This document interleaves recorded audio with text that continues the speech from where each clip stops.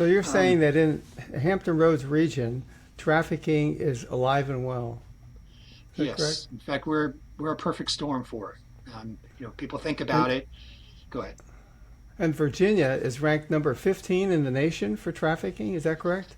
We've actually been ranked as high as five not that many years ago. So, and there's a Wow. number of reasons for that. I think people can readily identify them. We have a large military presence, several places throughout the state, in our own region, and up in the D.C. area. We have large ports in Hampton Roads. We have the third largest port in the Eastern Hmm. Seaboard. They only check, I think, what 5% of the containers going in and out. That's a potential for Right. ramp. We have two international airports in our region. Of course, international airports Hmm. up in Richmond and then obviously Hmm. in D.C. We have the interstates. While this doesn't have to be mobile, a person could be trafficked in a home and people could be brought to that person. Hmm. It tends to be mobile because the trafficker is trying to stay ahead of getting caught. So he's constantly moving the survivor, and and he's only moving them so that he can keep ahead of law enforcement. He's also moving them so that they can't establish any networks, any possible ways to Right. reach out for Right. help or support.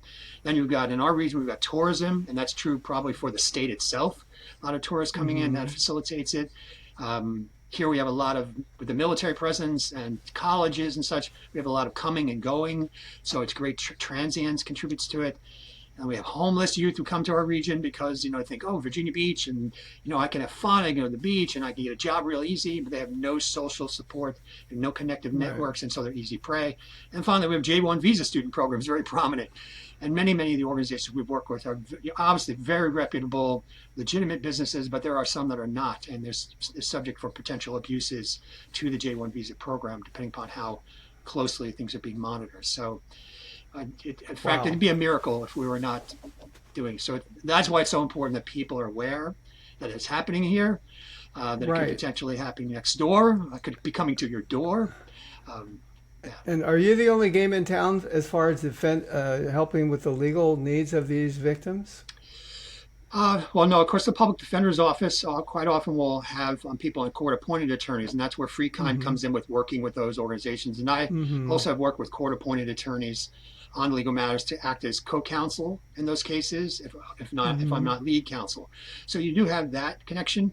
And then I also understand that legal aid has also, you know, has provided some services related to some of the things that they're very good at, related to landlord tenant issues and such, and other things like government benefits. So, no, we're not the only game in town, but we are the game in town that's focused on this issue, Right. and bring a You're particular the you're the expertise to it. only you're the only organization or ministry that is main focus is dealing with the legal and financial issues of human trafficking victims. Is that correct? That would be correct.